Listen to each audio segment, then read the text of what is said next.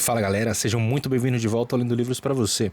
Hoje vamos terminar finalmente a história do Cthulhu. Tá preparado? Muito bem, então já deixa o like no vídeo, se inscreve no canal e vamos direto aqui para a leitura. Então, muito bem, parte 3. A loucura vinda do mar. Se os céus já desejaram me conceder alguma dádiva, que seja o total apagamento dos resultados de um simples caso que fixou meu olhar em certo pedaço de papel que forrava uma prateleira. Não era nada com que eu poderia me deparar naturalmente no curso de minha rotina diária. No decorrer, no caso, né? Já que era um número antigo de um jornal australiano, o Sydney Bulletin, de 18 de abril de 1925. O fragmento escapou até mesmo à atenção do escritório de recortes que, na época de sua publicação, coletava avidamente material para a pesquisa do meu tio. Dediquei-me largamente às minhas investigações a respeito daquilo que o professor Angel denominou o culto do Cthulhu.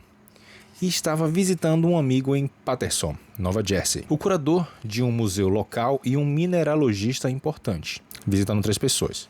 Um dia, quando estava examinando a reserva de espécimes grosseiramente organizadas nas prateleiras do depósito numa sala dos fundos do museu, meu olhar foi capturado por uma estranha imagem estampada num dos velhos papéis espalhados sob as pedras. Era o Sydney Bulletin que mencionei, pois meu amigo possuía amplas relações em todas as partes concebíveis do estrangeiro, e a imagem que trazia era um meio tom de um hediondo ídolo de pedra, quase idêntico àquele que Legrasse encontrou no pântano. Livrando o papel imediatamente do seu precioso conteúdo, examinei a gravura em detalhes e me desapontei ao descobrir que seu tamanho era moderado.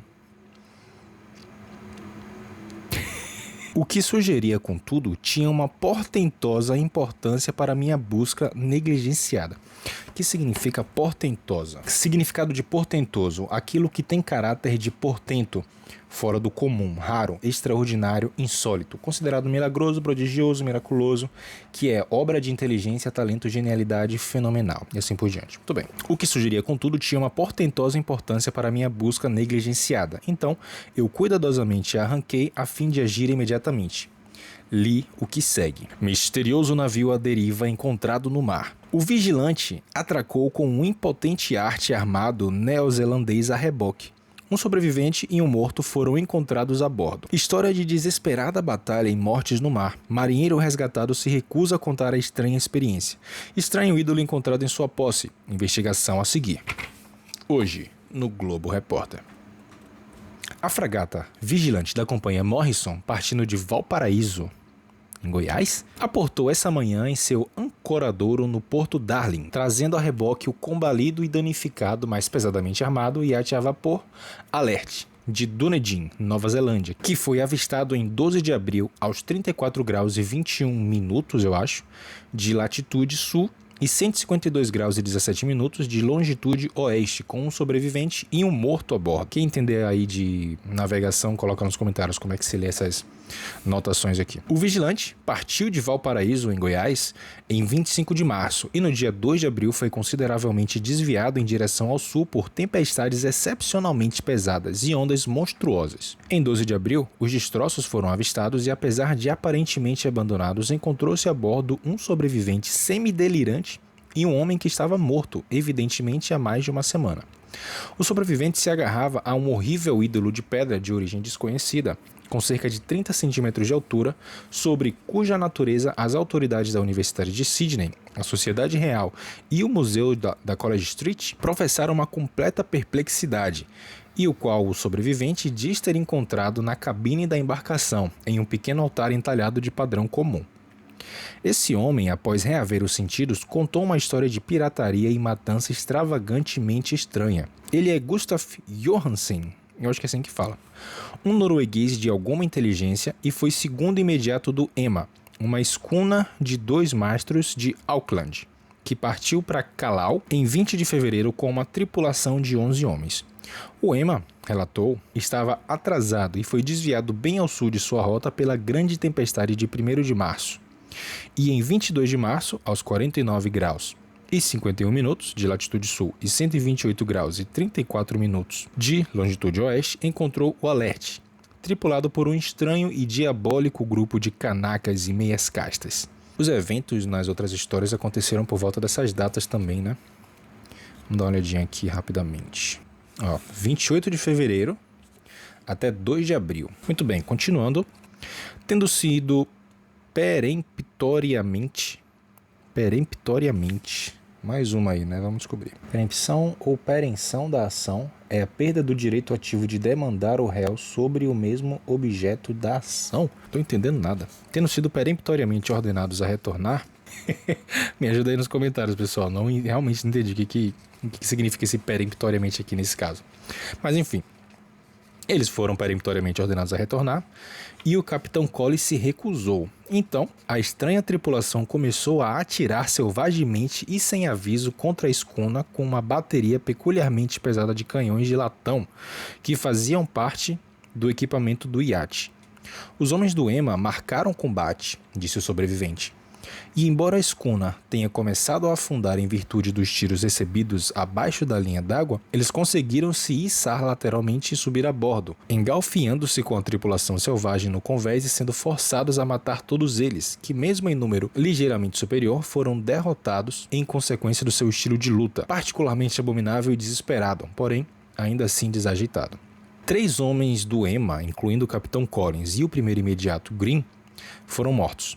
E os 8 remanescentes sob o comando do imediato Johansen providenciaram a navegação do iate capturado, seguindo em sua direção original para verificar se havia alguma razão para a sua ordem de recuo.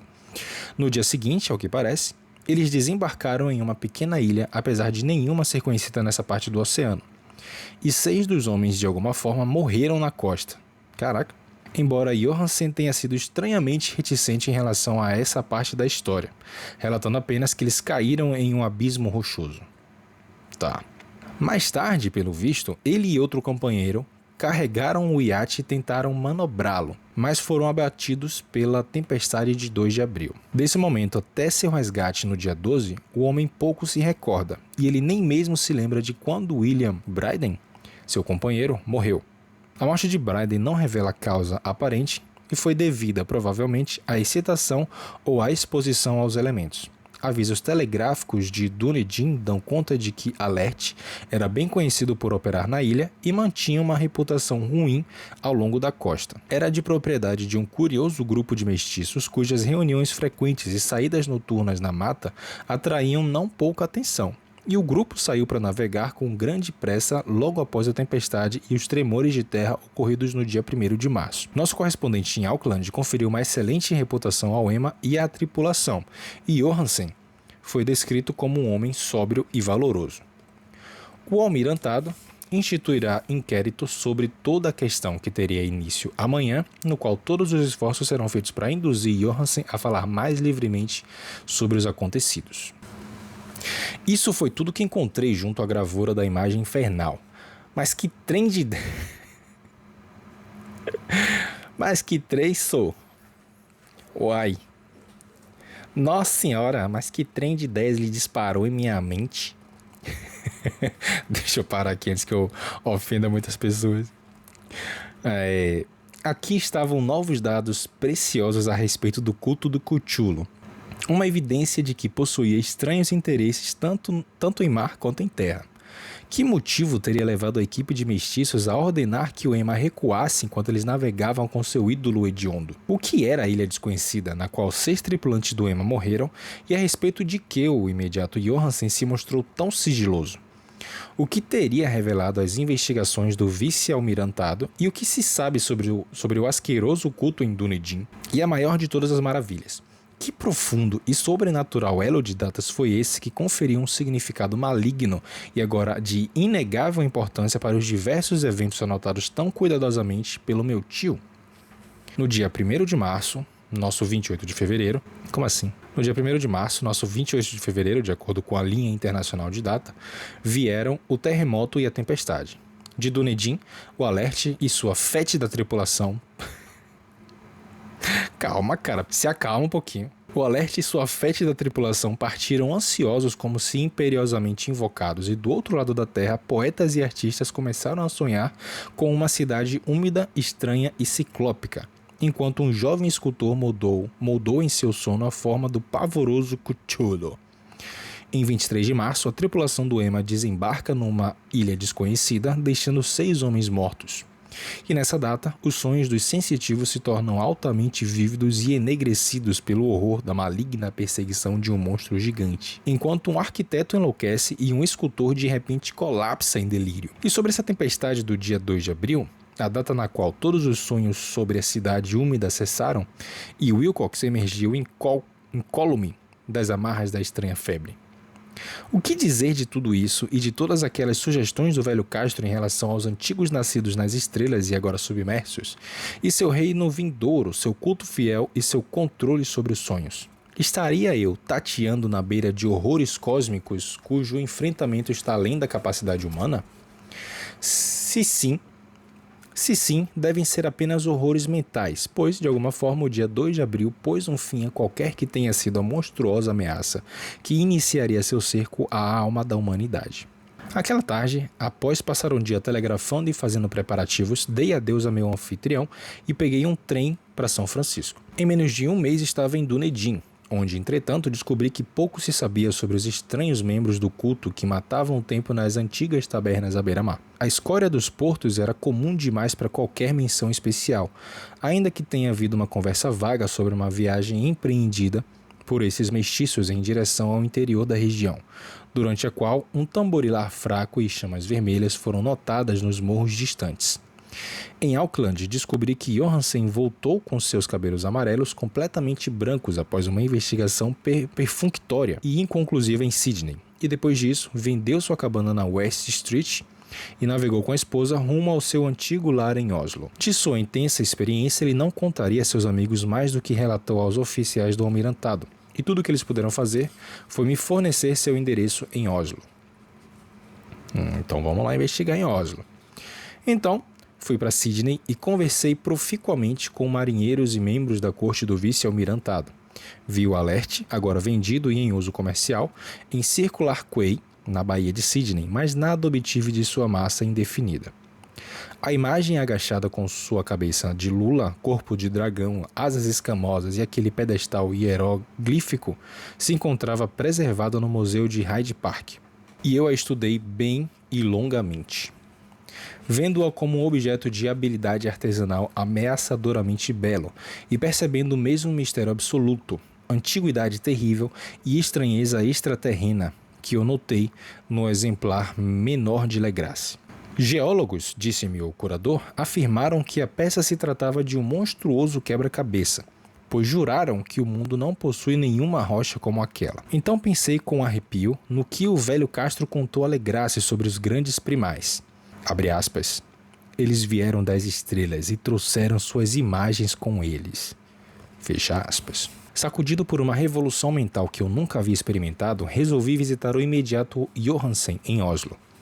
Partindo para Londres, reembarquei imediatamente para a capital norueguesa e num dia de outono desembarquei nas calçadas à sombra de Edberg.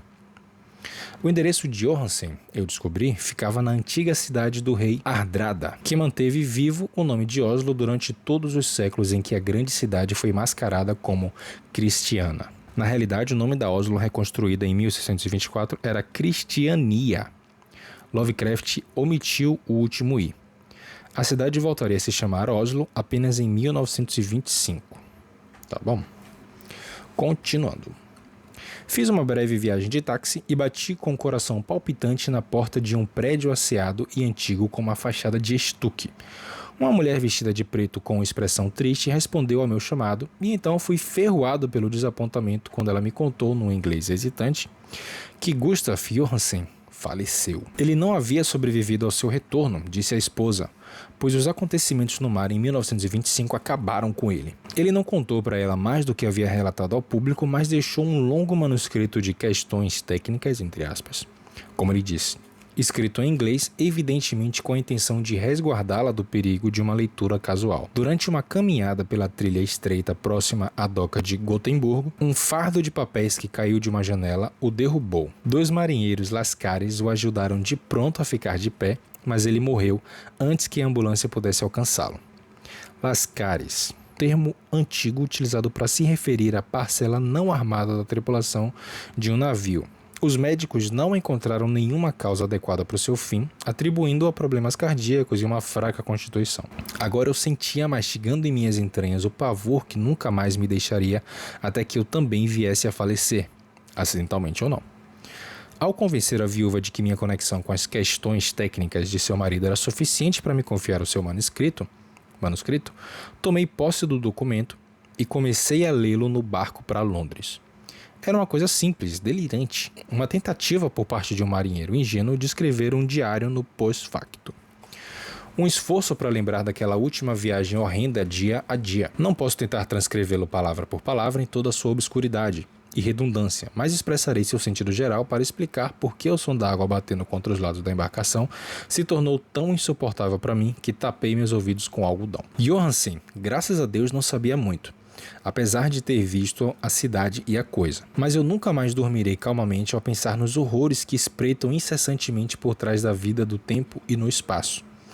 E naquelas blasfêmias ímpias de estrelas anciãs que sonham sob o mar, conhecidas e favorecidas por um culto pesadelar, pronto e ansioso para libertá-las no mundo, tão logo outro terremoto possa fazer emergir novamente em direção ao sol e ao ar sua monstruosa cidade de pedra. A viagem de Johansen começou exatamente como ele contou ao vice-almirantado. O Emma em lastro deixou Auckland no dia 20 de fevereiro, sentindo a força total do maremoto que deve ter revirado no fundo do mar os horrores que preencheram os sonhos dos homens. Uma vez mais sob controle, o navio fazia bom progresso quando foi detido pelo Alert em 22 de março, e eu pude sentir o arrependimento do imediato enquanto ele escrevia a respeito do bombardeamento e do naufrágio. Dos hostis cultistas morenos do Alert, ele falava com significativo terror.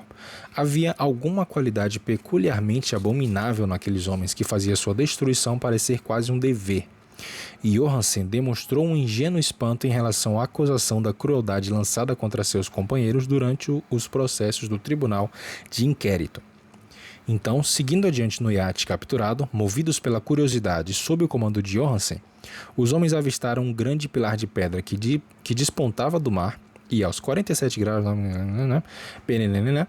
surgiu uma costa litorânea formada por uma mistura de lama, limo e ervas daninhas, em uma cantaria ciclópica que não poderia ser nada menos do que a substância tangível do supremo terror da Terra. A pesadelar cidade cadáver de Hillier, construída há imensuráveis éons no passado, pelas formas enormes e horrendas que escorreram das estrelas negras. Lá jaz o grande Cthulhu e suas hordas, escondido em catacumbas verdes e viscosas, finalmente enviando após ciclos incalculáveis os pensamentos que espalham medo nos sonhos dos sensitivos e convocam imperiosamente seus fiéis para uma peregrinação de libertação e restauração. Johansen não suspeitava de nada disso, mas Deus sabe que logo ele veria o bastante. Suponho que apenas um único pico de montanha, o hediondo monólito que coroava a cidade onde Cthulhu estava enterrado, realmente emergiu das águas. Ao pensar na extensão de tudo que pode estar cismando lá embaixo, quase desejo me matar. Johansen e seus homens estavam chocados pela majestade cósmica dessa Babilônia gotejante de demônios anciões, e devem ter inferido sem ajuda que sua natureza não pertencia a esse ou a qualquer outro planeta são.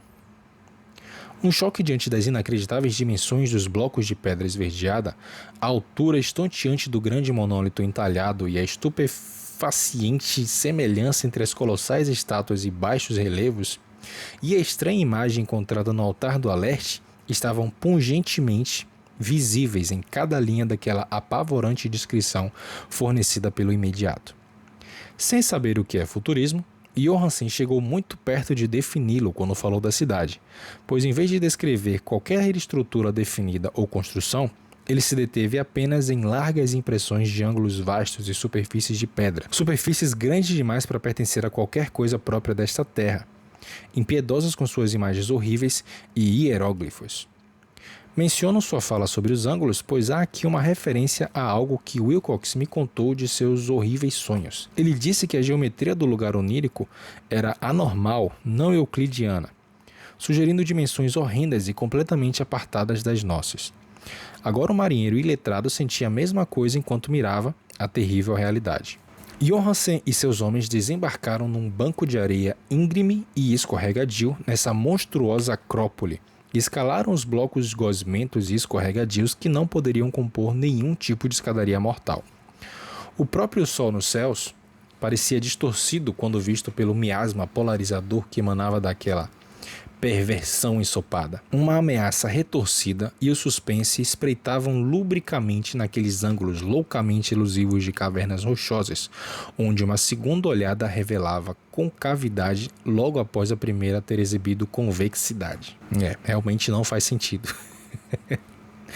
Algo muito parecido com pavor recaiu sobre todos os exploradores antes que fosse encontrada qualquer coisa mais definida do que rocha, limo e ervas. Cada um deles teria fugido se não temessem o desprezo dos demais, e foi com pouca coragem que eles procuraram em vão, como se provou, por algum souvenir que pudessem levar com eles. Foi o português Rodrigues que escalou o monólito e gritou para informar o que havia encontrado. Os demais foram ao seu encontro e então fitaram curiosamente a imensa porta entalhada com o agora já familiar baixo relevo da Lula Dragão. E todos eles supunham ser uma porta em virtude de seu lintel ornamentado, soleira e batentes ao redor. Embora não conseguissem decidir se era plana, como uma porta de alçapão, ou inclinada como uma porta de adega. Como disse Wilcox, a geometria do lugar era toda errada. Não se podia ter certeza de que o mar e a terra eram horizontais, pois a posição relativa de tudo o mais parecia espectralmente variável. Bryden empurrou a pedra em vários pontos sem resultado. Então Donovan apalpou delicadamente as bordas, pressionando cada ponto separadamente. Ele escalou interminavelmente a grotesca pedra moldada. Isso é, poderíamos considerar uma escalada se a coisa não fosse, enfim, horizontal. E os homens se perguntavam agora como qualquer porta em todo o universo podia ser tão imensa. Então, muito suave e lentamente, o painel de pelo menos um acre começou a ceder no topo. Eles perceberam que a coisa estava apenas equilibrada ali.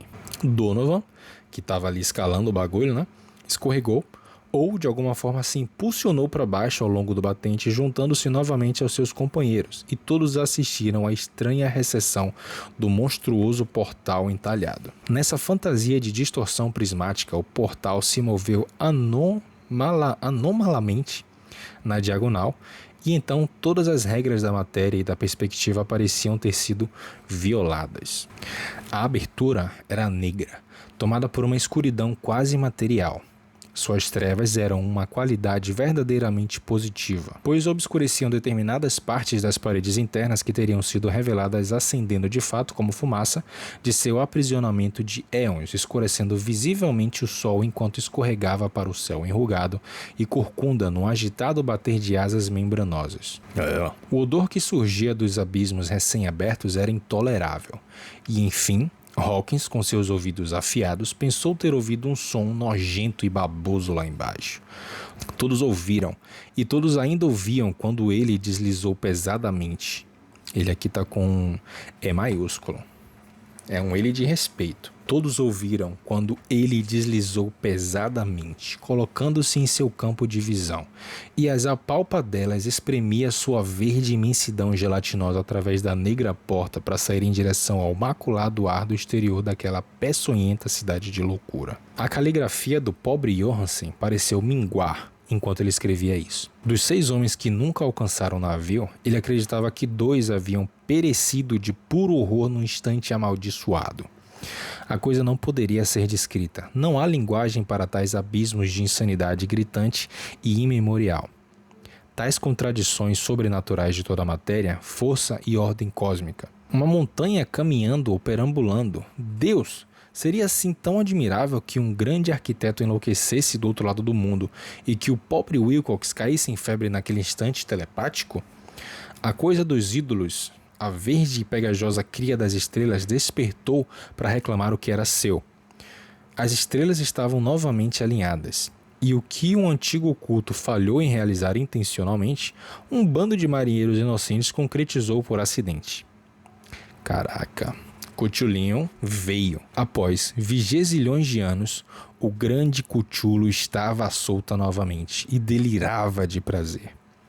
3 homens foram varridos por suas garras flácidas antes que qualquer um pudesse se virar. Que eles descansem com Deus, se houver algum descansando no universo.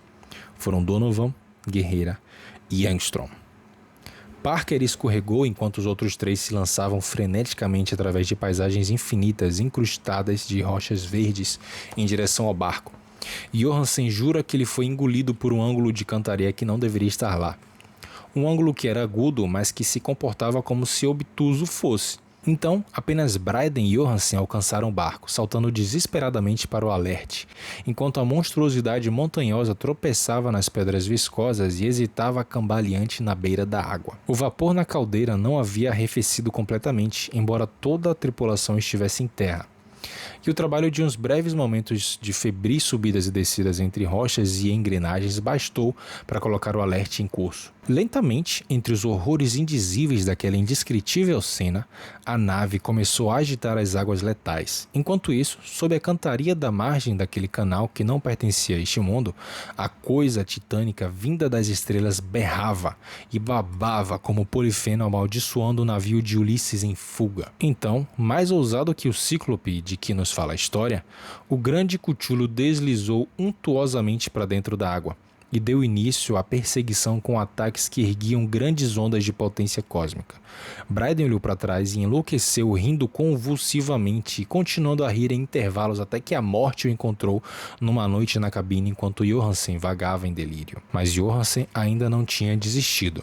Sabendo que a coisa certamente poderia subjugar o alerte até que seus motores estivessem a todo vapor, ele apostou em uma possibilidade desesperada. E colocando os motores em velocidade máxima, correu feito um relâmpago para o convés e virou o timão.